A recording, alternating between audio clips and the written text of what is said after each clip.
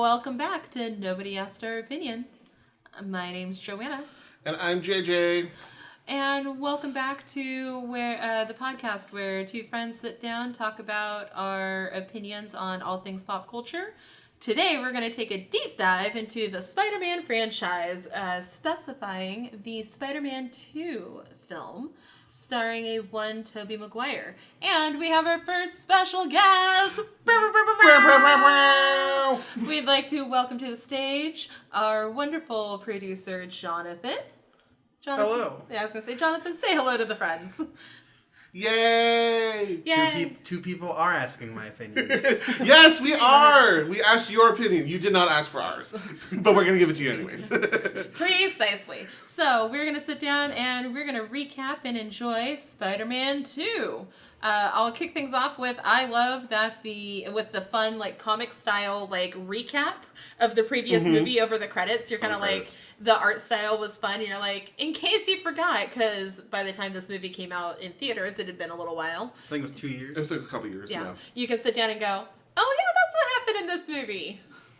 It was also, like, it wasn't, like, you didn't have 100 ways to stream it or internet videos that would go in full hour-long in-depth discussions about it because it was 2004, so... Yeah.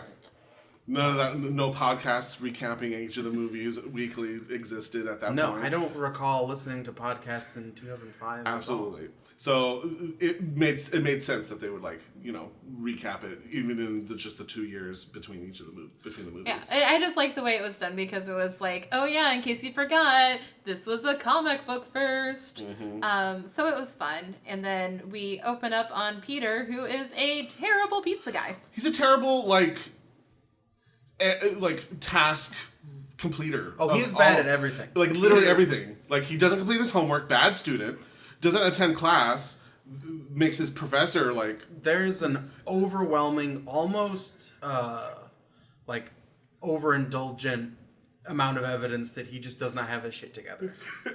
Between, like, not making pizza deliveries in time to, like, you know, missing his favorite professor's lectures. And it's... Clearly, not paying his rent. Not paying his... Yeah. I have a whole... Like, I don't understand... I can never understand in movies, like, how characters are able to go so behind in rent and still live at the whatever... Well, really, like, so, I mean, this might actually be the one good landlord, then. Because, you know, Peter's a single guy living in a studio apartment who's attending university. And his landlord is not evicting him because he's behind on rent. So, like, yeah, good on that Russian guy. Yeah. People probably like say, like, God, that's a bad guy. Bogdanovich, what is his name? I don't know his name. It was not important. Or pronounceable. I would not be able to. But I mean, one of the characters introduced early on, I think the guy who owns the pizza place and the landlord are two, like, they're decent people. Because they're like, they give this guy so many chances. Yeah. Especially the pizza guy, he's like, you're on the last straw, dude. You got to get this delivery in under 7 minutes because he has to... Because he was late coming back from the previous delivery. Because one would say that delivering that many pizzas in 7 minutes is unreasonable. But if he was on time to his job in the first place, he would have had the whole 29 minutes because it's a 29-minute guarantee. Yeah. Which also we don't do anymore because it is very dangerous for the pizza delivery people. Well, and when did pizza places start having, like, the case that kept the pizzas warm? Oh, because he's like straight up strapped boxes. Yeah, they're just empty. Like, they're not even pizza boxes, it doesn't look like. It looks like they're more like cake boxes. They're very flimsy. Right, yeah. They weren't like the hard, like, double reinforced, like, cardboard boxes we know that pizza come in now. They're just like, they're just like donut boxes. It just seems like a bad method for transporting pizzas to begin with. Which, like, it's like he's set up for failure. Which he is, by the director. There's everything about this opening is... It's like you didn't have to go this hard to say that, like, Peter Parker sucks. his life is not going well. Like, he even hits a further rock bottom later in the movie. And it's like, you didn't need to do this much. We get it. Like, we understand. We got it. A simple, like, behind on his rent and missing class would have been enough, but, like... No, you have to make everything go wrong. We're going to kick the puppy while he's down. Absolutely. But so, to no surprise... Peter decides to play Spider-Man while he's delivering this pizza, and then ends up being late Because he like has to save a kid. because he saved some kids. Which, I mean, to be yes. fair, he saving the children, good idea. Correct. Talking to the children afterwards, bad idea. He's like, I got places. You got you places to have go. things to do. But he. Well, is this where is this the scene where like everything like is going wrong with like a car accident and like there's just it seems like thing after thing after thing and it's just almost hilarious that this many things go wrong on a street at the same time. No, I think that's when he's going to MJ's play. Okay. I think that's when he gets hit by a car, right? Does he get hit by a car? I just remember he gets hit, like a car door opens, he hits that. Right, yeah. So he doesn't, his bike doesn't get brakes, but he gets hit, like he hits a car door, something like happens, like I don't know if a balloon flies off too. It's just, there's so, like, many things happen. I think, like, a bus cuts him off and he has to, like, take another route. It's almost a direct homage to, like, the Richard Donner Supermans, where, like, a car hits a fire hydrant and starts filling it with water and the guy's about to drown and then, like, a kitten's on fire in a tree or something. There's just, like, 100 different things that are wrong. Like, at that moment. Everything that could have gone wrong on a street corner goes wrong at the same time, and it's very, some days you can't get rid of a bomb. Yeah. And it's that, like, I don't know, I feel like this movie really bridges the old style of comic book movies where they're just incredibly campy. And then the new style, because it pops in, there's some serious moments in this. Like it's sure. No, absolutely. So Peter loses his job. Surprise. And he needs money because he can't pay his rent. And because, you know what?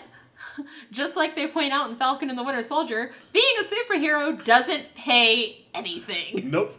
So we're there. And so he's running into onto his college campus, and he runs into his professor, and he's like, "Where are you going?" And he goes, "I'm going to class." He's like, "Class is over, bro."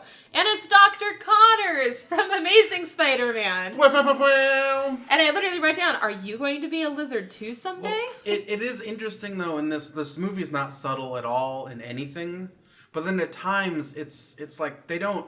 I feel like the way that it's so over the top, they should have been like, "Hey, he's only got one arm," because he barely noticed that he's just got like his sleeve tied. Or Sure. Like, I don't know. If you weren't paying attention, you might not notice that guy's only got one arm. Mm-hmm. Yeah. Like, he should have, dropped something and be like, "Okay, let me help you with that, because you're obviously struggling."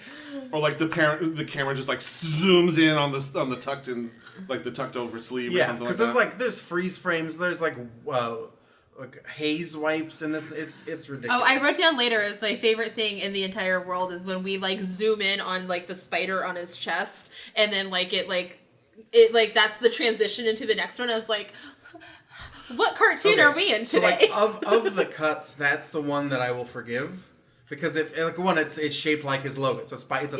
It's a star wipe, but it's a spider. The one where it waves. It's just a wavy. It's like this is all done on Windows Paint. And then there's a freeze frame. Oh no, that was also my favorite, because it was at the end of his little montage of "I'm Peter and I'm living my normal life," and hey, it was like the end of a Mentos commercial. You hard cut, you dissolve, or you dip to black. You don't do anything else. That's it. No. And that's why we pay you the producer money. What is it? A whole half a quarter? We're at half of a 27 cents now. Are you holding out money on? Say, don't check this. Don't check. Don't look over here. Look over there. Look over there. So Peter forgets his birthday. Silly boy. This is actually not the only movie that Tobey Maguire plays a character who forgot his birthday. Oh, really? Because in The Great Gatsby, which Tobey Maguire plays a character in. Oh, yes, he does. He's sitting there I don't know if they're high or what if the characters Gatsby, whoever Tobey Maguire plays, and whoever that lady is. I'm not a big Great Gatsby fan. Daisy, and I forget Tobey Maguire's character's name. It's been a long time. The main character. Because he's the narrator. So when you read the book, you don't listen to his name because you're reading as him. But he's sitting there. He's like, guys, I just remembered, it's my birthday. And I make fun of that moment because I watched it a movie with some friends, and it seems such a dumb thing to happen. in a movie. And it happened to It happened to Tobey Maguire twice. Like it's like now I think it might be a callback to this movie where he forgets his birthday. That's strange. Like in Great Gatsby, there's a Spider-Man reference. Like 10 years later. 10 years later, no reason, just cause. So we get to Peter's birthday that he forgot about, and guess who's there? And Harry's His two there. friends. His only two friends. Harry, who we've already established is not his friend. Harry Also, is garbage. Like James Franco's a good actor, right? Was this his first movie? This is James Franco's not best showing. Okay, yeah, because like I distinctly remember. Maybe if I rewatch it, I will realize I'm wrong. It's just I was young, but I distinctly remember him being really good in Spider-Man 3, like as an actor. But here he just seems bad. We're not at Spider-Man 3 yet, so we'll talk to you about that when we get there. We can get. We'll talk about that when we get there. I could only focus so far on on so many Spider-Man movies at once, and we're roll back pizza time. We're here. Yes, pizza time. That's where the all those memes come from. Yeah, no, there's so many memes that just from this movie. From this specific movie in general. Oh yeah, but let's see. Harry is running the corporation. Mm-hmm. He's becoming. And you would think that he would give his best friend Peter a job. But no. But he's just gonna meet a cool scientist, though. He is going to introduce him to a cool scientist after he's done being Broody McGee about the fact that Spider-Man laid his dead father's body down on a couch, which instantly means that he was a murderer. That is an interesting point. It goes on to you're saying they're not friends. That he's I think he says he's just been put in charge of special projects, which means he's in a management position at his dad's company. Yeah. Which means the guy who he describes later as got me through high school science. Mm-hmm. He could get him a job. Oh, absolutely. Yeah, no, absolutely. Or he could even just get him money to not be struggling so much. Mm-hmm. Here, let me give you money for Peter's a photographer. So it's not like I'm giving you charity. Come take pictures for me, and I will pay you exorbitant amounts of money so you can not struggle every day. He's good at science. He can probably do basic lab stuff. No, absolutely, but I mean, because I know what part of it was that in the first movie, Peter did say he wanted to earn his own way instead of just being given a job by Norman, which I'm like, okay, so even if we're still going off of that roundabout thing, at some point you swallow your pride enough to go, please give me a job. Yeah, absolutely. A month after living in that apartment. You're please give me money. Which also, really the only time I think in a narrative where a character living in a New York apartment, regardless of economic status, has just a shitty apartment. Normally it's this person's really down on their luck, but their apartment is a huge loft. It's lavish. And you're like, oh, no, this man doesn't even have a bathroom in he shares the bathroom which is quintessentially something about Spider-Man's character, is that he's poor. Yeah. It's a very important part of his whole dynamic is that he never has any money. He's just a photographer, even though he's way smarter than that, but whatever. Let's see, Aunt May's not doing all that well. Yeah, we find out that the bank is foreclosing on the house. And also, she's behind in bills and we're things. also alluding to the fact that her memory might not be that great. I didn't get that from it. I think she was just asleep. Oh, because she seemed to kind of jog out. I mean, I'm kind of going off of, Aunt May's kind of old. Aunt May's struggling. she Peter wakes her up and he's like, oh, Ben? Yeah. And so it's that moment where you're like, oh, you're really still not really over your husband's death. How long has it been? I mean, it's been a couple years. It's been 2 years, they said. Because she specifically says, I can't believe it's been 2 years since he's been taken from us. Yeah.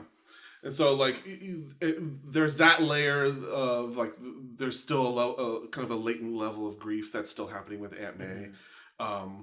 And not only that, things that I would assume Ben would take care of, like the finances, those are starting to, banks getting foreclosed, foreclosing on the house. She's behind on bills. Because, it's a very old-fashioned, housewife role that she's kind of been fulfilling. And so it's not even uncommon that it's not even just that, because even in the first one, they were struggling. Financially, because it was they were not rolling. I don't know if they have jobs either. Well, didn't he say that he just got like? I think he had just gotten released from he was let go. He was let go from a job. Okay. Yeah. And so they were struggling already, and so I think not even having that little bit of extra income, we get there. But so they're having issues, and then we get guilt trip Pete over Ben's death again, because Aunt May's just like, man, I just think sometimes the person who is responsible, like, I just want to just, give it to him. And he's like, ah, crap, that's me. Yes, damn it. I done fucked up, Aunt May. I'm sorry. And with that, again, kind of planting that seed to kind of come to fruition sort of later in the movie. They do have that there's that moment at the end. But we'll remember when movies foreshadow things? All the time. Man, I miss movies when they were like this. I just miss movies. The entire time, I guess, also I miss movies. But it just seems like recent enters in movies, and it's comic movies or normal movies in general, they don't do that kind of thing. And maybe it's old fashioned now to sort of foreshadow in those ways. And in a movie that like there are things that are subtle, and then there are things that are not subtle. And I think that's, I don't know, maybe that's worth going into somewhere else. Maybe I'll figure something out about that. Like a movie podcast. You mean you might come up with a franchise we can deep dive into where we can talk about that in more length? Well, I mean, here we're talking about spider dicks, right? Did I misread the notes? Spider dick. Yeah. I'm sorry. Are we going deep into film analysis here? We do that also, but we also talk about which Avenger we'd fuck, marry, or kill. So I mean, we run the gamut. We are an all-inclusive podcast. We don't kink shame. Yeah, I mean, I would have to go back through it and figure out like, is there a pattern to the things that are subtle and the things that are not subtle in Spider-Man 2? And is Sam Raimi a genius, or is he just... I mean, I think that's kind of Sam Raimi's... That's sort of called back to his directorial style, is that it's always been kind of like this homage to kind of like the things that were... Like, things that are campy are inherently kind of old school, And so, like, the elements of camp that he does include in his movies are inherently kind of old. And he has sort of molded it to classic... the classic superhero genre. I'm thinking of old school Batman and Superman like films from the 60s, 70s. When did Dawn of Superman come out? Was that? Oh, I have no idea. Yeah, that year. I'll dub it in. I'm not gonna we'll add it in post. I won't. We're just gonna like, you can say that all you want. I'm just gonna cut the part where you said I'll add it in post. You know how much work that is? It's just it's already gonna be like an hour long. I have to experience it twice now because I'm on it. It's just, right. You mean you can't just zone out halfway through like you usually do? Oh, they stopped talking. What's going on? Are you done? Oh, they're looking at me. Tom Hanks. Okay, this is getting derailed. We got to get back to back on track. Back on track. MJ is in a play, and the best play ever. She's in The Importance of Being Earnest. Is she an important role? Do you know what role she's playing based on the dialogue?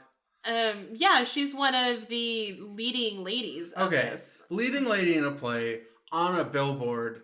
Her life's going pretty good. Why is she such a bad person? Because MJ is a bad person. We've already established this in the last one we did about She's this. awful. I spent the entire time talking about how much she is trash. But I didn't rewatch that movie, so I just assumed you were exaggerating a little bit. Yeah, no, she's kind of awful. The fucking worst. Because I guess my idea of Mary Jane Watson is an amalgamation of every version of her that I remember from every form of cartoon and thing. And so for this brief period, how long ago was this? 2004? Yeah. A long time ago. Many years. That I forgot, I guess. Or maybe I was young enough then that I didn't realize, like, this is emotionally manipulative. Oh yeah, no. Yes, absolutely. Absolutely. And she is either two-timing right now, right?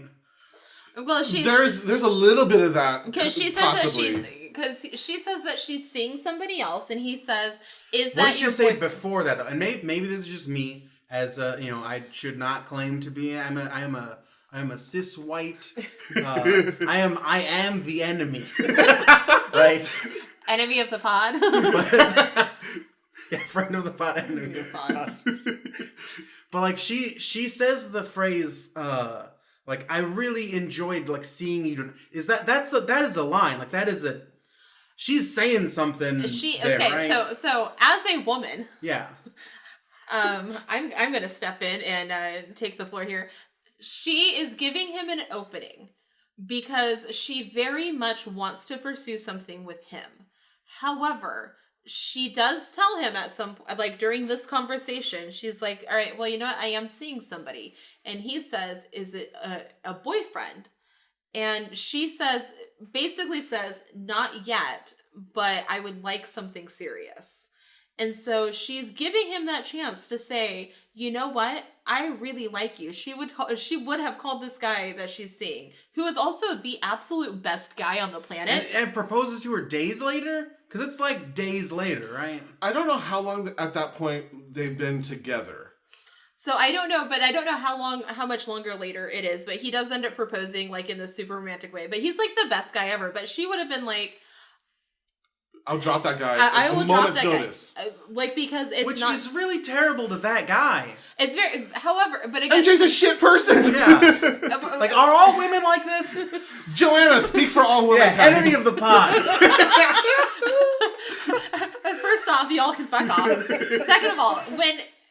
I have been in a I have seen people, like, gone on dates with somebody, and it has not been a serious relationship. We weren't boyfriend and girlfriend, whatever. But we've gone on a few dates and we're looking to see like where things go. Casually seeing somebody.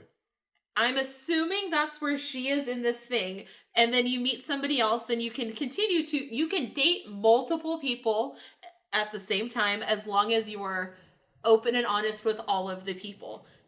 And if you want it to be something more serious, then you tell those other people that you are casually seeing. Which she's not doing. Because he says... he's your buddy.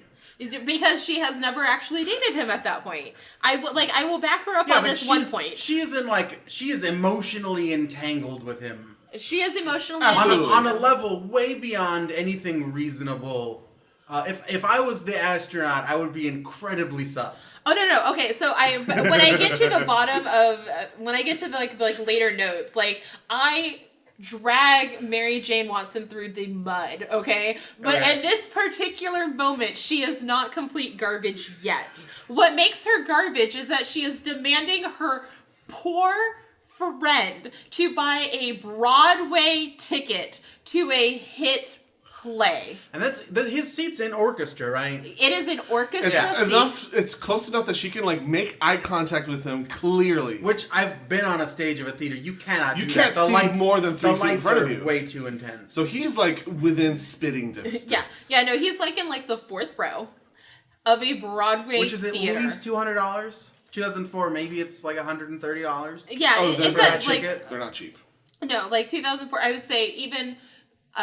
I would say $100. $100 for at least for these tickets, and he cannot pay his rent. Mm-hmm. And then he buys another ticket to see the show because at first when he comes up he goes, I'm Mary Jane Watson's friend, she's expecting me. And I was like, oh, maybe she had a generic did you catch who he was talking to? Did you catch who he was talking to at that moment? Oh, the usher? The usher? Yeah. That's Bruce Campbell, baby. Bruce Campbell's cameos in the... he said in an interview, I think, that he's the most important person in the Spider-Man universe because in the first movie, he names him, right? He does. Peter Parker wants to be called the dorky human spider. Yeah. He's like the human spider. And he's like the amazing Spider-Man, which is a much better title. Yes. Thank you, objectively. In this one, he defeats him, right? Nobody else defeats Spider-Man. But he doesn't get into that theater. He's defeated. And then in the third one, he's like a maitre d' who helps him propose. It doesn't go well, but he's there. My theory, since the whole multiple universe thing is that Bruce Campbell's actually an alternate universe Peter Parker who's doing things. He's doing things quantum to make leaping his life to reposition things so that they happen in a certain way. But I don't know. There's a ton of other theories about that. That's it's more really likely he's just Bruce Campbell and Sam Raimi are like best friends. Oh yeah. Also, Because Sam Raimi directed him in Evil Dead, right? Yeah. Well, did Sam Raimi do Evil Dead? I'm pretty sure. I don't know. I'm pretty sure he did Evil Dead. Then why are you here? He's like, I'm good with one film. And we're doing it. We're doing it, so I'm here. Okay, and then also if we're going on to this whole Peter trying to get into this play, while I'm sympathetic to the fact that he went through all of this crap just to get into this play to see Mary Jane in this show, there is a sign that says no entry after the doors close. And you know what? Abso-fucking-lutely. There is nothing worse than late seaters. Yeah. You like theater etiquette, bitches. As a actor of the stage, it is obnoxious. I don't care if they say it's not distracting. It absolutely is distracting when you see that door open, because you see that from the stage. You can't see faces. You can see the light. You can see that light. Yeah. And then as someone who has house managed and ushered at theaters, trying to get people into a show, and he's like 20 minutes late. It's not even like... He's very late. It is not like, oh, we can squish you and you can stand in the back. No. He is, and he's also, his seat is in the, like, fourth row. Literally orchestra. Fourth row, not on the aisle. We can't get you in there safely. Like, we can't get you in there to where you're not crawling over people. And the people who, in community theater, when they're like, hey, late seat me anyway, and you're like, fuck, all right, we'll try. Like, it's not easy. They're never quiet. You're interrupting everybody else. You know what? People who are late to the theater are the worst. Yeah. So you know what? Bruce Campbell, thank you for keeping Peter Parker out of that theater, because you know what? He didn't deserve to go in, because theater etiquette's more important. Is Spider-Man good? Does he do good things?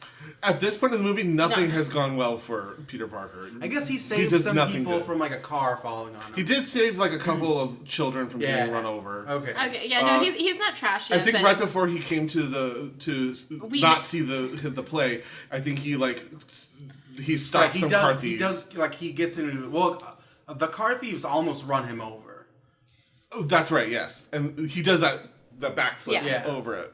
And they're like, whoa, cool. Eat your vegetables. And then he drives the car thief's car to the theater. To the theater. And they're like, I'm going to tow. He's like... I don't care. Whatever. Cool. Do it. Not my problem. It's not my car, not my problem.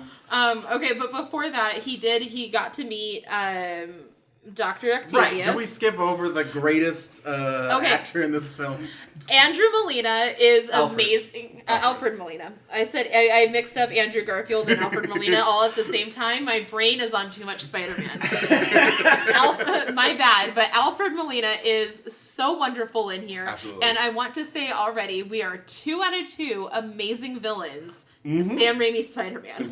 Alfred, he is just mind-blowingly fantastic. Especially when you look at him in any scene with James Franco. I've seen James Franco in movies where James Franco is a good actor. So I don't understand why he is so bad in this movie. But it does make Alfred Molina look much better. I mean, I don't know in his filmography where the Spider-Man movies are located. Is this his first job? Is this his, like, I don't know if this is early James Franco, but you're right. Later James Franco has been his award nominating. Yeah, he meets Dr. Octavius through Harry, and so obviously this is kind of Harry taking on Norman Osborn's, like, he's becoming the new Norman. Yeah. This is setting up for Harry to become the new Green Goblin. Yeah. Absolutely. There's, like, again, with the foreshadowing. So it's clearly like, okay, he's gonna take up the mantle, and this is him kind of taking on his father's role. I think that this is where he has dinner with him and Doc Ock and his wife, right? Yeah. So like they talk and and there's one thing I want to mention, because Alfred Molina starts going this monologue about because I think his wife's like, you need to go to sleep because you have a big presentation tomorrow. And he's like, did Marconi sleep before he invented he does a bunch of very general historical references that anybody would understand. And then Peter, fucking nerd, says like, "Did Bernigi sleep before you did?" One, it's not what that thing is called. The thing that he says. Two, the thing that he's specifically referencing is like how the point at which a pendulum most efficiently swings based on like the length of a line that it's attached to, which is fucking what he does all the time. His little reference is like, if I was writing this movie, Alfred Molina's character, Doc Ock would know that he's Spider-Man right that moment. He would be like, "Oh, you're Spider-Man. Okay. Got it. Cool. I figured it out." Also, I just did a IMDb search of James Franco. He didn't become a good actor until like 2006. Okay. So this is pre... Again, when did Spider-Man 3 come out? Spider-Man 3, I'm looking on here and I'm not seeing It's gotta be 2006. They came out 2 years apart, right? All of them 2 years apart? 2007. 3 years apart. And Spider-Man 2 came out in 2004. Yeah. So it was his metamorphosis. Something happened in between 2005 2006. He entered a cocoon. Yeah. But I will also say it looks like his first like actual leading, like mostly leading role, like more than just like bit character, was Spider-Man.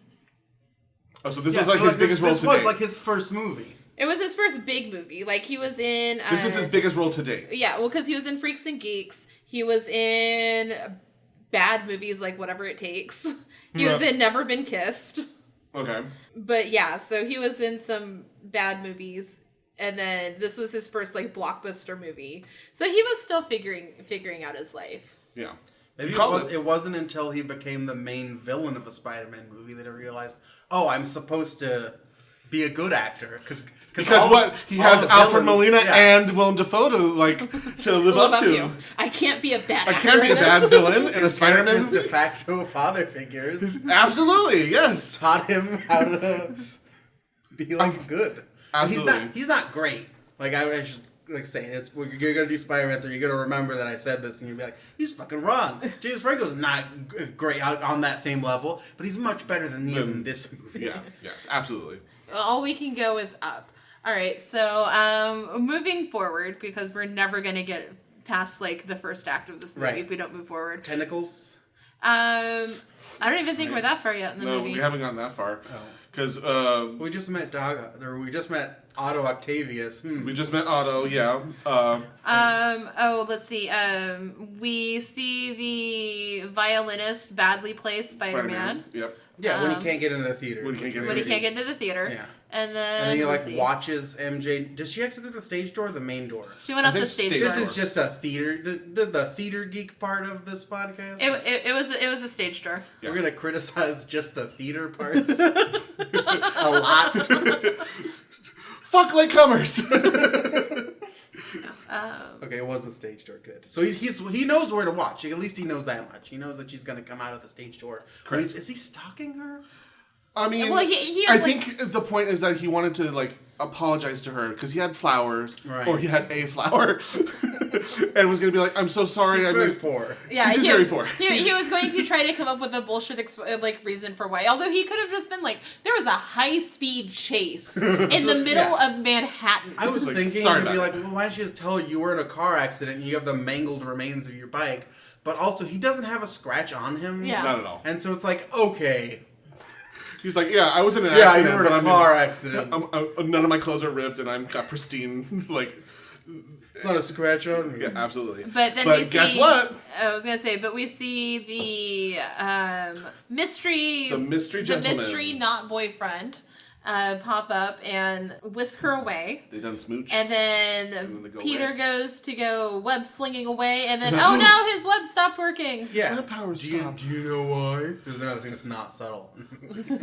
Ooh, boo, boo, boo. I haven't figured out that I need to tell MJ that I'm in love with her, and then I can get my parents back. Yeah, literally the villain says, if you let something as complicated as love kept inside you, it'll poison you. Literally 5 minutes before. And literally he's like, oh no. Oh no, I can't. It's as if I've been poisoned. And then he has a great conversation in an elevator. With Hal Sparks. Yes. Cool suit, rides up on the crotch, but... Cool it's a little itchy. I made it. Did you? I made this. No, you did Lies, not. Peter. Absolute Lies. And then we go to the actual demonstration of Doc Ock and his like fusion thing. Scientists with good intentions. These are the only villains in Spider-Man movies. So every Spider-Man villain is like tech gone wrong. It's someone who's a genius who has. None of them have superpowers. What have you gone over so far? You've gone over Green Goblin, chemical serum, bombs, glider. You've got Dr. Octopus is scientist who's got mechanical arms. What was Amazing Spider-Man's villain? Lizard. Chemical compound. Gone wrong. Gone wrong. And then Vulture is a guy in a alien tech. Well, it's technology. Although nothing went wrong with him as far as like he wasn't made more inherently evil by his tech. Whereas everybody else, either their tech or they were exposed to something. I could argue that and he's also the only one who wasn't a scientist. No, that's fair. I would argue that he was an engineer, wasn't he? No, he was like he had a comic relief tech guy. He cleaned up the ground. Yeah, he was just like he was a contractor. But yes. I would contend that it was the alien tech, the being able to sell the alien technology and the greed that came from it was what corrupted him. I don't even think it was so much corruption. I think it was still I'm going to supernatural. Yeah, no, but he wasn't. Correct. He wasn't supernatural. It was a very human response. It wasn't. Right. It wasn't like he wasn't mind controlled by aliens or wasn't exposed to and if you radiation. If you look at Venom, I guess Venom's probably the exception. If you look at like the Rhino or the Scorpion or any of Spider-Man's villains, they're all technology based. Shocker. That's the theme is that like in the wrong hands, technology can be used for like bad things. And Spider-Man, who has superhuman abilities, but most of these guys don't have superhuman abilities. And do they also, because Doc Ock also develops I don't know if you want to call it a split personality, but he also has like a dueling. Well, it's not necessarily a split personality, and it's not necessarily egos. It is his tech. Like his tech, his the tech AI has of the tech. And it's weird. I don't like the way that they're doing the robotic arms in this. They have like their own sentient, like personalities and like I think they did that because they thought it was easier for audiences to grasp than like he's got 4 times as much processing power or whatever going through him, and like that it can affect your brain because he's literally injected a thing into his brain, and there's consequences for that, and it's 2004. People probably that's not as common as well. It's they have a mind of their own. And there's this chip that inhibits them so that I can so I can control the arms myself. So that they don't control me. It's like, would they though? I literally wrote that down. I was like, they're not going to control me. And I was like, oh, more foreshadowing. Right?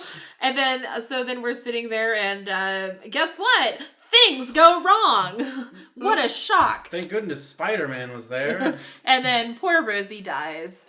I know. I really Shattered glass. Shattered glass. And then, okay. So because Doc Ock like eventually goes off to go like steal things from banks, but in that moment we see our first 1950s horror woman scream, where it is a close up of her face. Through this one, it is through the glass that's coming to her face, and she screams. And then we get a series of them during the like bank robberies and all of the things that he's doing are these 1950s close ups of them going. Aah! Well, I mean, what is Sam Raimi known for directing? Evil Dead? The horror. Yeah. The cult classic horror like film. Like, it's still an interesting choice. It's his signature. That's kind of like his thing. Yeah. But he wasn't in Spider-Man 1. But I mean, like again, so it's not a signature if you don't use it in all of your films. It is a thing. It is a choice he made. It is the choice to put campy elements like screaming women as they meet their demise. This is where I think it shifts from like there's the comical everything like goes wrong and like this is so crazy and over the top silly things that are going wrong with like 6 police cars are chasing like one car and one of them just does like a flip. It's absolutely absurd. All the New York City police are like shooting at a building windows like that. Just silly nature of it to where you get the actual like horror of these guy with 4 tentacle arms that's just killing doctors. Yeah. Oh yeah, for sure. And then when we let's see, Rosie dies and all of the women are doing the 1950s lady horror screams, and then we get the Star Wars scream, the no. That was the only thing I was like, really? Oh, are you talking about a Star Wars scream that happened in 2007 when this scream happened in 2004? So I think what you mean to say is the Spider-Man that Darth scream. Vader did a Spider-Man scream.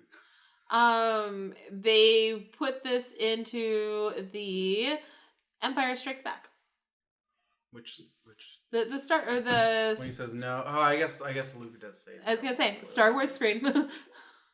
Oh, you were thinking of He was cool, because it's literally the same shot as in Revenge of the Sith. Yeah. Where Darth Vader like finds out that Padme's dead. He like looks up, he's like, no. And Doggog is literally doing that same pose. Yeah. It pans out the same. He's in a medical facility. Everything about that shot is just stolen. Literally, Sam Raimi probably has grounds to sue copyright for George Lucas, although they're all owned by the same.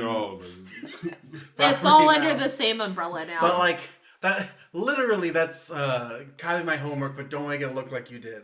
Like if you just, I mean, maybe that should be one of your posts. Is just those two shots, like Otto Octavius finding out Rosie died, Darth Vader finding out Padme died, just side by side, just to see how similar they are. We could, yeah. We can do that. Unpaid intern, that's your job. Let's see. Oh, and I wrote down, Doc Ock, you need pants, homie. Because he just takes off and he has a medical gown. Oh, yeah, that's right. And you're like, oh. And then J. Jonah Jameson's like figuring out what their title's going to be for their newspaper and goes through a bunch and he goes, the guy goes, what about Doctor Strange? He goes, that's great. It's already taken. Tee-hee. Because it is. And then he eventually goes, we'll call him Dr. Octopus. Because you gave me that name, but I'm not giving you credit for it. Absolutely. J.J. Jameson. J. Jonah Jameson is great. And then, we have another, okay. So I said the self-aware bad guy monologue is great. Where he's having this conversation with himself and like the tech in his head, and he's kind of going back and forth, and I was just like, this is just beautiful. This is wonderful. Alfred Molina, thank you. Thank you. It's like, I miscalculated. I couldn't have. Yeah, no, and because it's so beautifully subtle, whereas when we did this with Willem Dafoe, it was much more over the top because that's what that character was. And to see the same trope but done two completely different ways is like, nope, I'm here for this. I'm here for this. When it is good acting, and I don't care. I can't do crime. The real crime would be not to do the crime. Yeah, it's absurd, and I'm here for it. It's good. Also, superheroes can't get loans at banks. Yep. Although, granted, they don't know he's a superhero this time. But superheroes can't get loans. Can't get loans for your sister's, your family's dying like legacy in restaurant, or you can't save your aunt's house from getting foreclosed on. As superheroes, can't do it. Can't do it. Just can't. Because you can't prove income. Well, can't prove income when you're. To be fair, Peter Parker does not have an income. He's a freelance photographer who he tries to get a cash advance on his fucking photography. And she's like, oh, but I already gave you an advance that you're not allowed to get.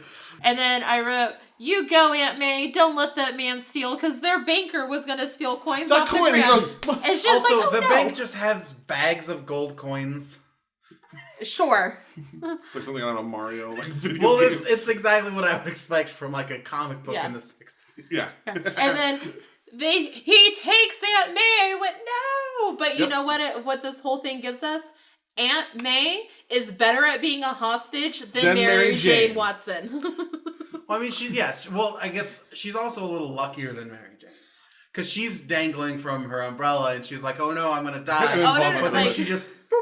She's fine. Even before that, though, in every single moment, she doesn't complain. She's not whining like a little bitch that she can't do it. She is 80 years old, holding from her umbrella, and she's holding on good. And she's like, I'm not going anywhere. Whereas Mary Jane's like, I can't climb down, even though I'm 19 and in excellent shape. I think even later in this movie, she's just like sitting there while he's struggling. Yeah. Yeah. Doing nothing. Mary Jane's he's like, this is heavy. He's like, this is really heavy. He's like, cool, I'm just going to sit here. I'm just going to sit here googly-eyed. But, and then also, apparently, in the Sam Raimi movies, Stanley's only purpose is to save people from crisis. Save people from falling crisis. apart. Subjects. Yeah. Save people from crisis. Yeah. And let's see. But yeah, Aunt May is a boss. Yeah. Because she straight up then just like whap. I send Aunt May mollywops Doc Ock with an umbrella. Thank goodness his powers are back. Right, yeah. Well, because his need to be a superhero was stronger than his like need to brood over the fact that Mary Jane doesn't love him or like is like moving on with her life. Or maybe it's saying that his love for Aunt May. Well, That's the other thing is I think the 2 times his powers like really focus and come back, even if briefly, is when somebody that he does love is kidnapped. So it like being lovesick stops him from being a superhero unless being lovesick requires him to be a superhero. I don't know. It's like a weird catch-22. It's slightly inconsistent, but it's fine. No, but he is obviously Aunt May's very important, and we needed to save her because if Aunt May died, we would have all been like, what? So then he goes to this gala thing. Gala event. Also that music was like poppin'. I was here for that music. Danny Elfman does a great job. Yes. Just constantly, but also in this movie in particular, great job because there's obviously there's overtones of his classic, like Simpsons theme, every campy Tim Burton thing that he's ever done. Sure. But at the same time, Danny Elfman does music for like serious movies. He was like headlined a rock band, I believe, at one point. I don't remember what it's called, but it's. Oh my god, I know this. I won't. Well, while JJ sits down and does the Google thing, we're gonna take a quick break.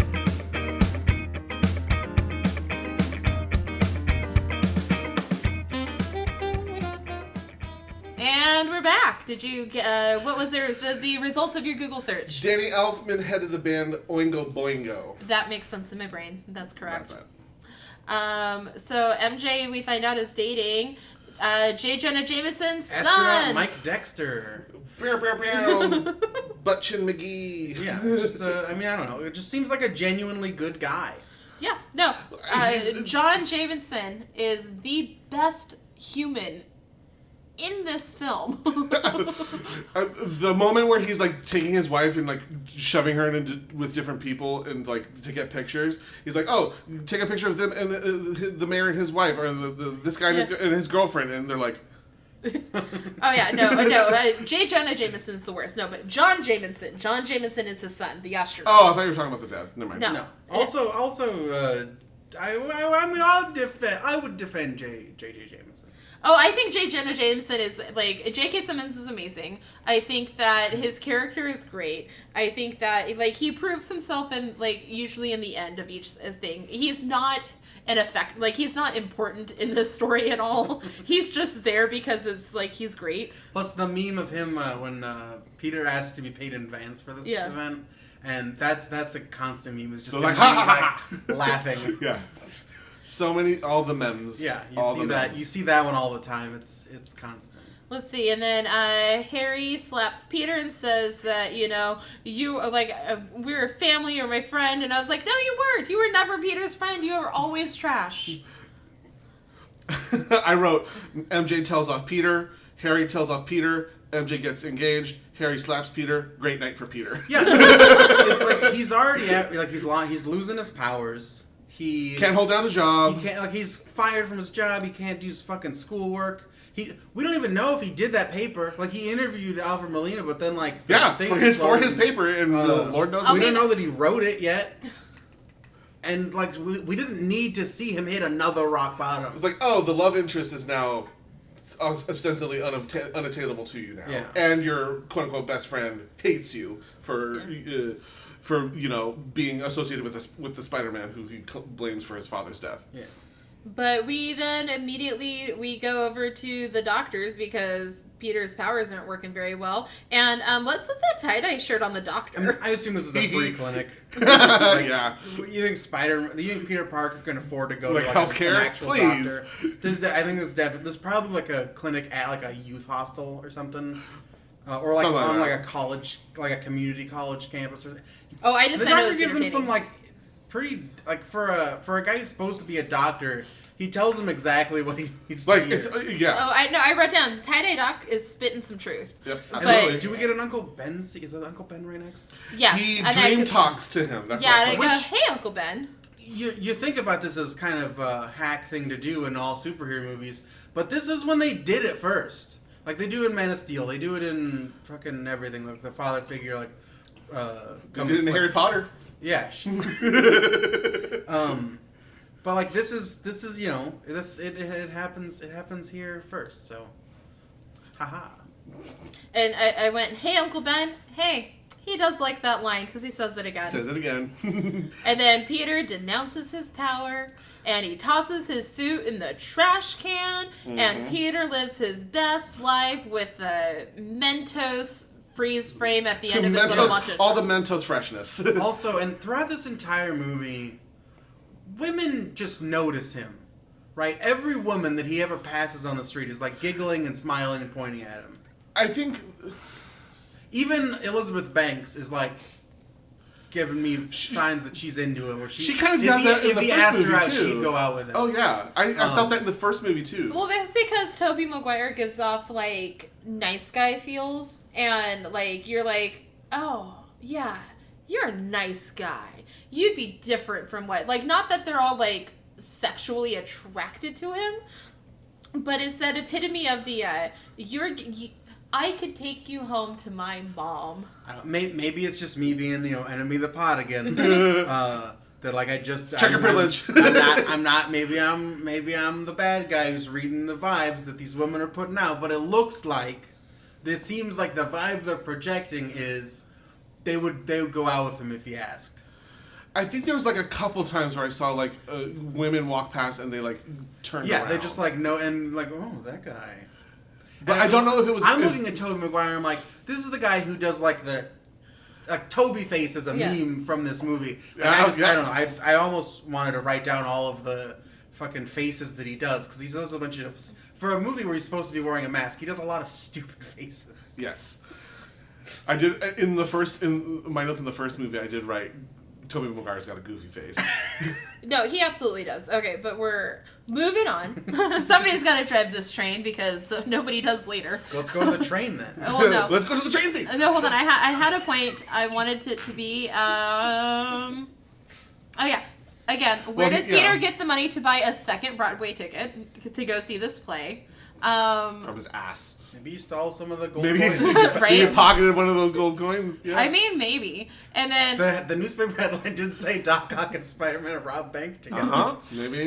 Jay Jonah is so proud of himself for getting Spider-Man to quit. Yeah, Peter is struggling it was with me. Doesn't he hang up his Yes. suit? It's a trophy. Suit's hanging up in the office. And then, we have Peter struggles with his moral dilemma and then finally confesses to Aunt May everything that happened that night.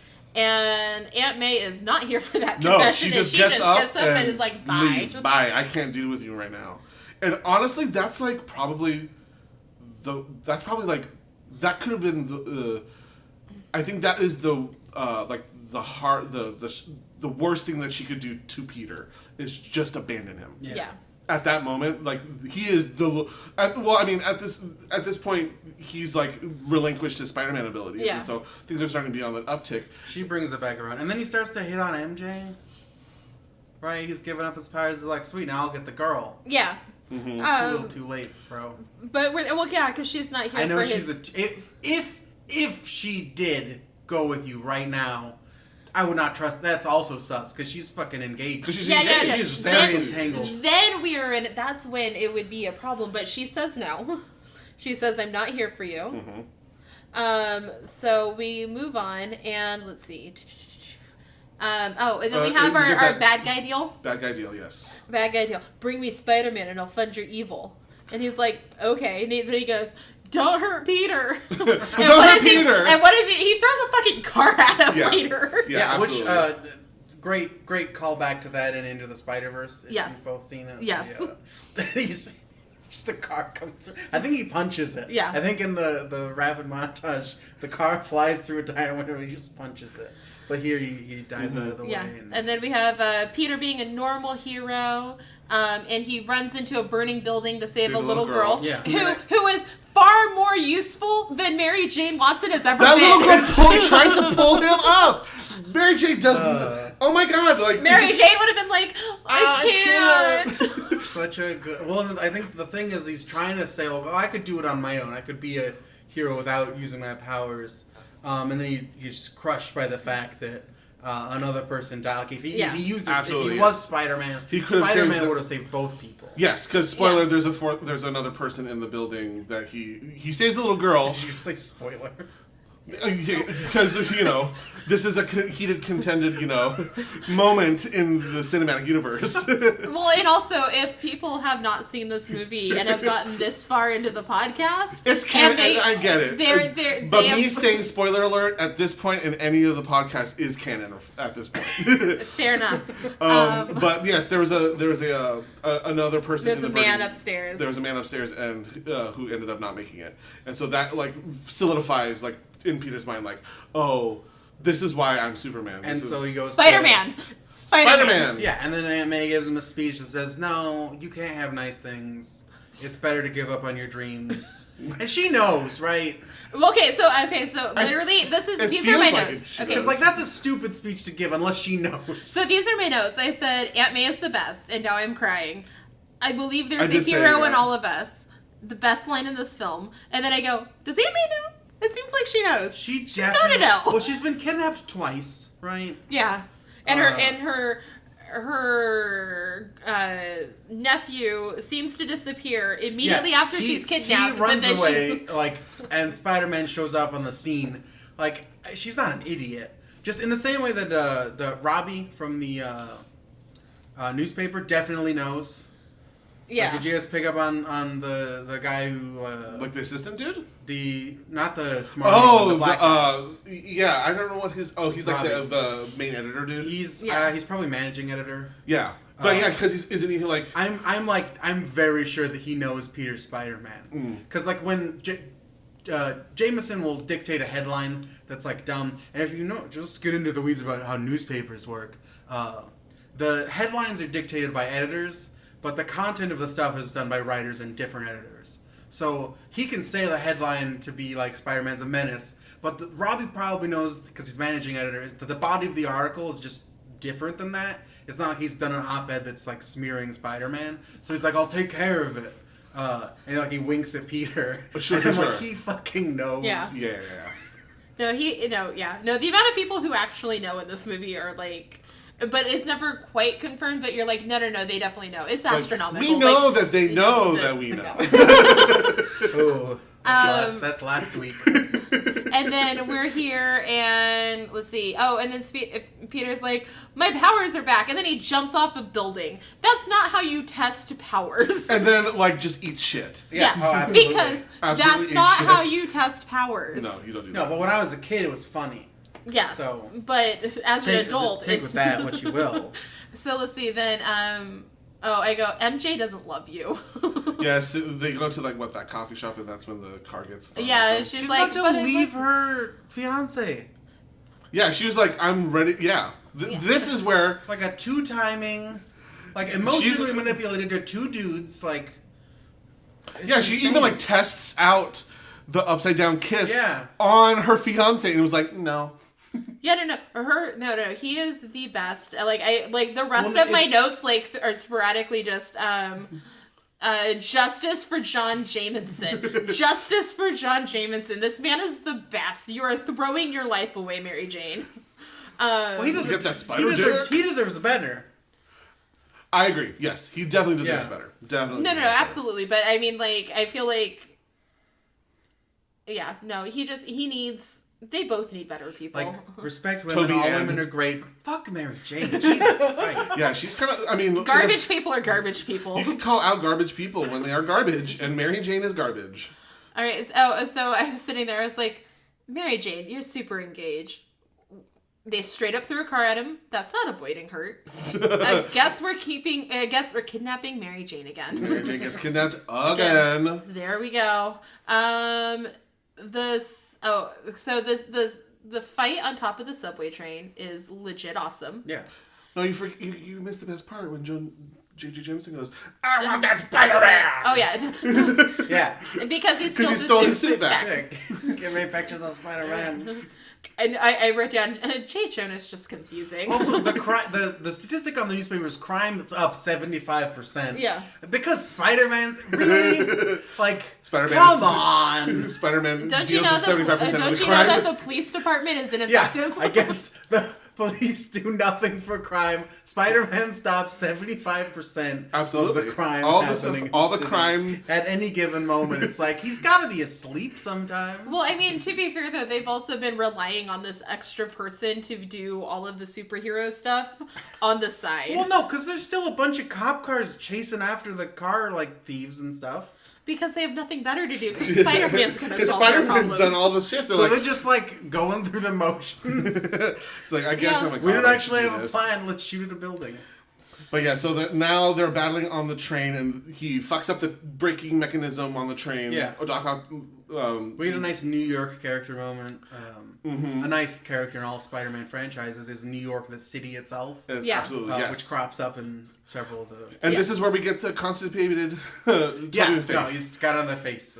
Yeah, so we got the face, but after the face, like, I was like, this is my favorite scene. Like, and I was... Him like... Yeah, crowd surfing. Yeah. down. Surfing, yeah. When the train stops and the people lift him up and they carry him back, and I go, The man, I'm music's crying great. again. I was like, I'm crying again. They set him down, and somebody looks at him and they go, oh, geez, he's just a kid. Yeah. And he goes, no older than my son. And then these little boys come up and they bring him his mask, and they say, we won't tell nobody. And I was like, ugh. Yeah. I wrote down, I'm not crying, you're crying. Yeah, This is the greatest superhero film of all time. It's great. That moment alone solidifies that. Yeah. It's just like you said, like the having New York acting as a character. Because then they defend him. I was gonna say, because we're not done, because I'm still crying like an idiot, because then I go, where the fuck did Doc Ock come from? Oh, well, so but there he is, wham! And all these people stand in front of, like... You gotta get through me. He goes, if you want him, you gotta go through me first, and me, and me, and me, and Doc Ock's like, okay. And then whoop. That actually is not that difficult. It's like, all right. Did you forget I have giant robotic tentacle arms? The sentient robot arms. And then you go... And then What do you mean? Where did his plan was to just grab Spider-Man after the train crashed. Like, well, because I mean, he was gonna grab him like at the bottom, so it was just funny because we just didn't see him out anywhere. Yeah, It's like, he where'd just- you come from? what did you think he went off somewhere? He was clearly He grabbed doing a something else. shawarma. He probably went to get a pizza pie. But you go, normal guys, you taking care of Spider-Man, but it doesn't work, and then we have that cheesy, wonderful transition into the Spider-Man cartoon transition into the spider, and then we're hanging out, and we see Doc Ock trying to... Well, Get that, he's brooding. Yeah, we go to Harry before brooding. him, yeah. He's dropping off. He brings him in and lays him down on the couch, just like Spider-Man Just like did. Spider-Man did. And who the fuck just has daggers just like chilling in their den? And they're like ornate. Hold on. That's clearly a study. And My daggers bad. go in the study, swords go in the den. Everybody knows. Damn My it, Joanna. bad. I'm gonna just see This is myself just- out. This is just I'm classic rich sorry. people things. You don't have swords in your... You don't have ornate daggers in your study? Come on. But these are rich people. Like, they have weird decorations. but then we sit there, and then he takes off his mask because, again, somebody else needs to know that he's Peter Parker. And I just wrote down, Peter Parker, you killed my father. Prepare to die. Then he's like, I gotta go. MJ's in trouble. And Like, he I don't just have... breaks out of the restraints He's like, like it's tissue paper. Yeah. He's like, I Like- don't have time for this. Otto I did need not to do a leave. good job restraining him. Clearly not. Well, I mean, What to was be it? fair, Was I it like think- barbed wire? It looked like it was some sort of like wire, but he clearly just cuts. Just like, cool. He just hulks out of it. I was gonna say, to be fair though, I think he thought that, like, I'm gonna lay him down here, and Harry's just gonna, like, stabby stab, and we'll be done with him. We don't need to tie him tight. But No, he's Doc like... Ock literally says, I knew that guy wasn't going to kill. I knew that guy wasn't going to kill. Well, no. He says nobody can stop me now that Spider-Man's He's dead. dead. He didn't know he's just saying shit. He's a villain. Yeah. You know?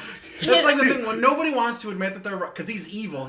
Evil people don't want to admit when they're wrong, right? Fair. As we know, it's what year is it, and what did we do the last 4 years? He says like I knew he wouldn't have the spine to kill him. You just said with confidence that he was dead. Now I can go on with my life's work. Yeah, you liar. Okay, so we finally get some gumption from MJ. What she does, she tries to like hit him with a 2x4. It doesn't work. No. But she tried, and Poor girl tried. we are going to give her a little bit of props for trying because that is more than she's done so far in 2 films.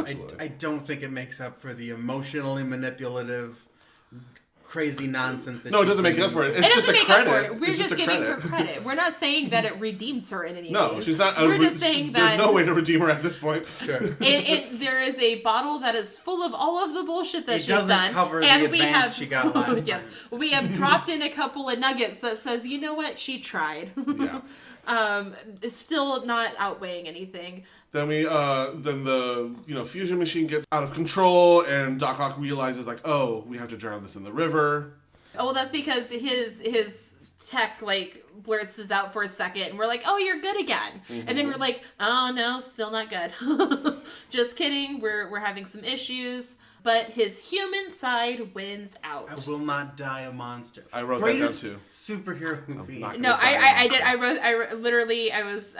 put that down. I said, human side wins. This is the character arc I need. Then I went, God damn it, Mary Jane, because she got in trouble again. God damn it. And then I will not die a monster. Yeah, So I good. didn't write that down. I committed it to memory. It's good. Great. Power of the sun in the palm. So it was so well done. And I said, the moral of the story, embrace who you really are. And don't fall in love with Mary Jane. And don't fall in love with Mary Jane. She should embrace who she is, a two-timing, two-time emotionally whore. manipulative, And bad then, person. because she leaves this man at the altar. She does. Is in her wedding dress and just leaves him. You are the worst. And he's shows up after she's been gone through all of this trauma, and she's just garbage. But we see, before we get to all that, we see Willem Dafoe again, and I said, don't leave me. Come back and stay and play. And then also Harry's really legit crazy. He's not tech serum crazy or tech crazy. He's just legit crazy. It is weird that he just avenge me. Yeah. He hears his dad as the insane Green Goblin or maybe William Dafoe was just like that as a dad. I mean, That's maybe. Norman Osborn. Yeah, maybe. On a Tuesday. Norman Osborn just like the super serum didn't make him evil. It just kind of enhanced, on his worst day as a dad, that was the kind of shit that he'd be up to. Because how long from when he went Green Goblin did he interact with his son a lot? Did they have a lot of fun? I mean, they had Thanksgiving dinner. That was not good. That didn't go well.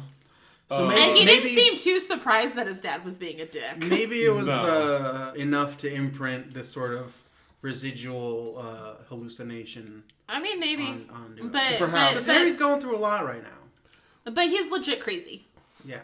When you start and then, well, especially since he's holding the fucking serum. Yeah. He's not even gonna check the label. He's just all right, I'm juicing. Yeah. Finds the secret lair, becomes a bad guy. Cut to Mary Jane in her wedding dress that really needs a necklace.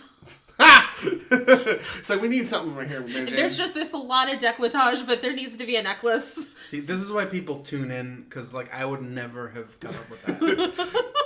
I don't accessorize much in my own life, and I would never know. Can we talk about the shape? Can we talk about? No, the dress is gorgeous. It looked great. It moved well. It needed a necklace. I wouldn't know to criticize that about this film, but now you're doing. You are that much more wise. Yeah, you're welcome. Also, she couldn't have canceled the wedding sooner. She just decided that she was just gonna.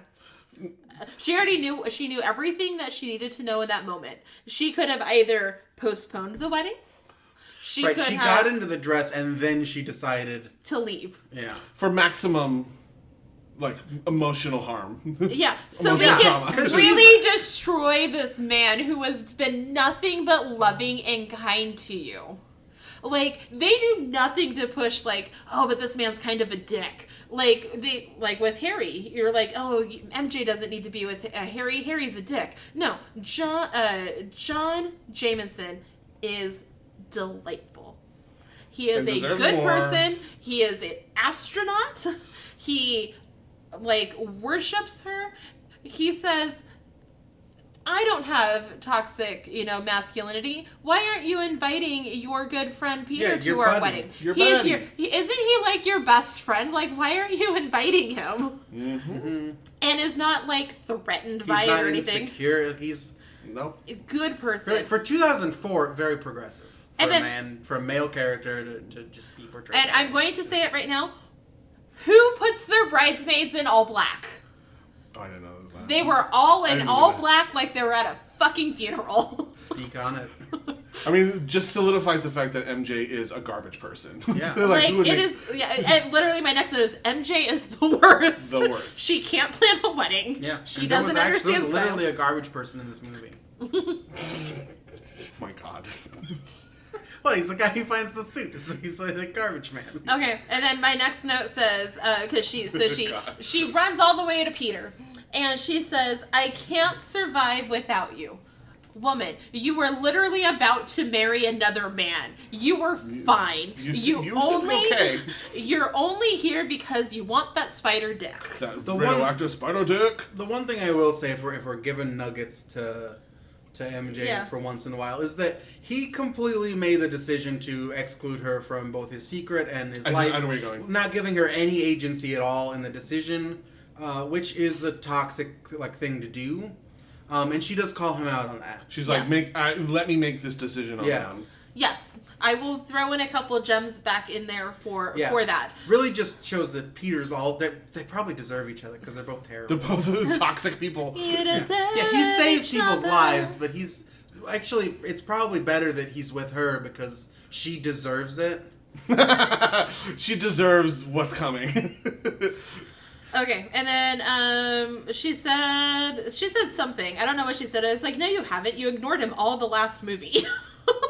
I think she said, I've always known that you... Something like that? She says I've always had a feeling you were Spider-Man. No, you didn't. You ignored him the entire movie. You had a slight inclination when you kissed at a gravesite. Wait, they kissed at the graveyard last movie, and then this movie she like kisses John way later, like 2 years later. She's like, you know what? I might try to recreate that Spider-Man kiss to see if because there were some real sparks there in the rain in the Spider-Man kiss, and she's like, oh, I didn't feel any sparks with my fiance, and then she literally asks Peter to kiss her. Because she's suspicious he's Spider-Man. Yeah, like in the cafe right before the car. She's like, kiss me. Yeah, well, I mean... And I was like, God, because I knew the car was coming. Yeah. But that entire scene, I was like, oh, this is awkward. Please throw the car. Please throw the car. Where's that goddamn car? All right, and then we end the movie with her looking at him because there's a siren, and she says, go get him, Tiger. And Classic line. And then the movie ends. Yay. And so we get there. Happily ever after moment. But we're there. I think that this movie was great, except for Mary Jane. Yeah, this movie really does solidify. Well, it Mary needed a Jane. villain.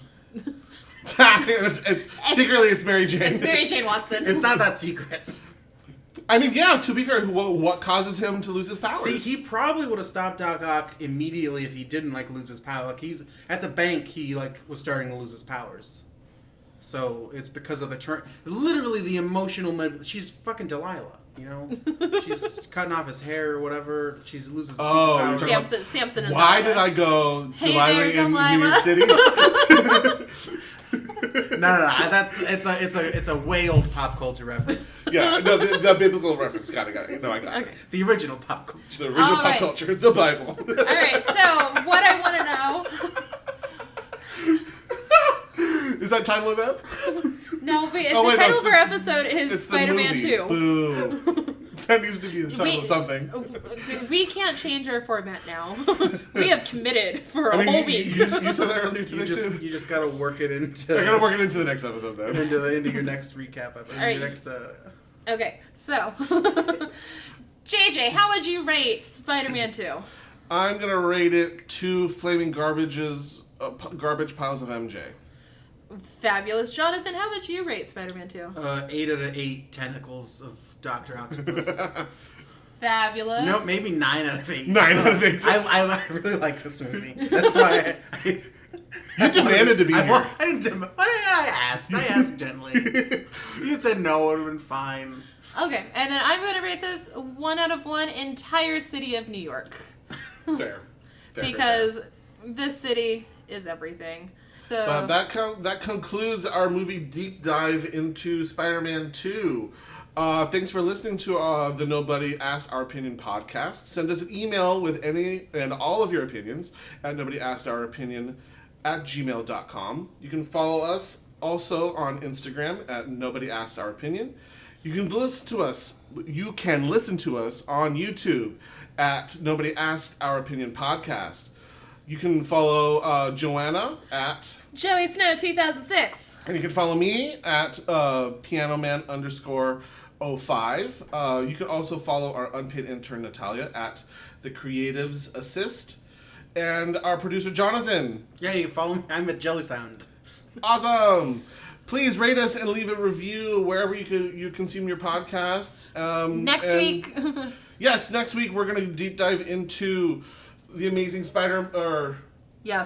Amazing Spider-Man 2. There we are. So many Spider-Man movies. And then don't forget we have our pop culture podcast that comes out every Wednesday. Okay. Bye. Goodbye.